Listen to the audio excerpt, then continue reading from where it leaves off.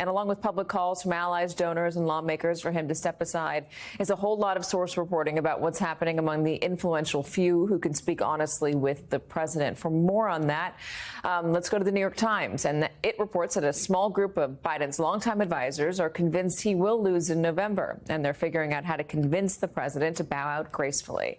New York Times investigative reporter Michael Schmidt helped break that story. He joins us now. So, Michael, walk us through what you've been told.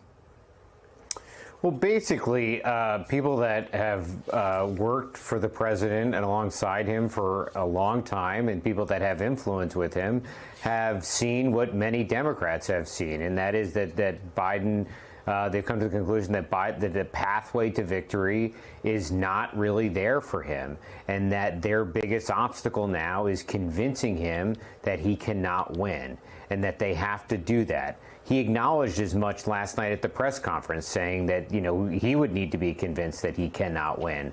But they realize what many other Democrats, certainly on the Hill, some that have said it publicly and some that have not, that there is the chances of him winning are increasingly low, and that they need to do something. And this really speaks to the crisis and standoff that we face. You have a president of the United States who is increasingly entrenched in his position of wanting to stay in. I think, you know, we knew he was entrenched behind closed doors. We certainly saw that last night, and the aides realized the political reality, and there's a big gap between those two. There's the same gap between the congressional Democrats and the president. Some of the congressional Democrats coming out and saying, you know, he has to go. Others willing to say it on background, not willing to say it on the record yet. And that's the standoff. That's the crisis. That's where we are as we come into this third week.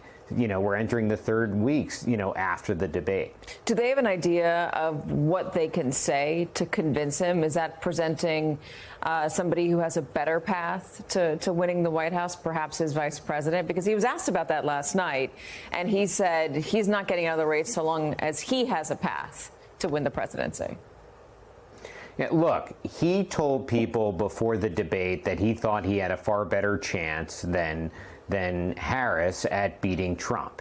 He is convinced of his own singularity, of his own power, and for good reason. This is someone that people counted out time and time again throughout his entire political career, and he was able to overcome it all and win the presidency. And he sees himself as an underdog. He does have deep resentment for what has gone on, for the way that these Democrats have come out against him, and the fact that they haven't rallied around him, say in the way that Clyburn did today. I think, you know, for the president, that's a really positive sign. But, you know, I talked to one of the 17 who have come out, the congressional Democrats who have come out, and he said to me, this congressman said to me, look, I was really worried about this. I didn't know what the reaction was going to be. I didn't have polling on what my constituents were going to say, but I thought I needed to come out and do this. And since I've done that, I haven't really faced a lot of backlash from my constituents. About 80% of them think that I did the right thing, you know, based on my interactions with them.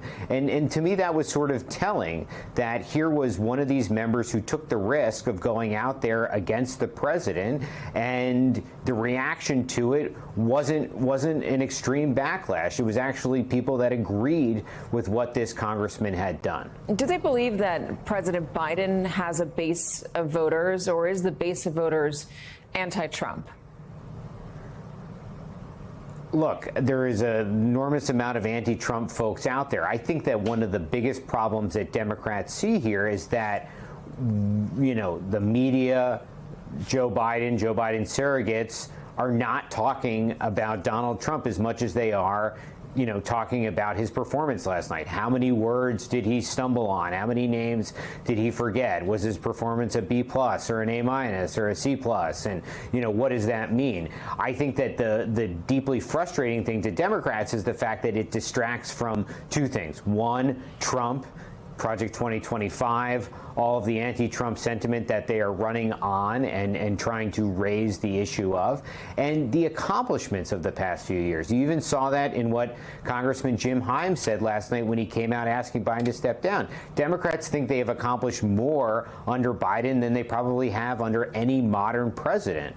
And they think that is something that they're not obviously just proud of, but that they believe can help them, win the presidency and maintain seats in the House and the Senate. So if you're talking about the age, and if we're sitting here saying, oh, well, he said this, he didn't say that, he was good on, this issue, he wasn't whatever, you're not talking about Trump, you're not talking about the accomplishments of the past few years. Michael Schmidt, really good to have you. Thank you so much.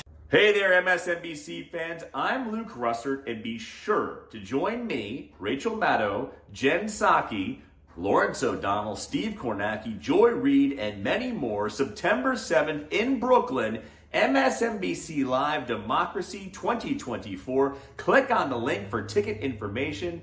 We will see you there.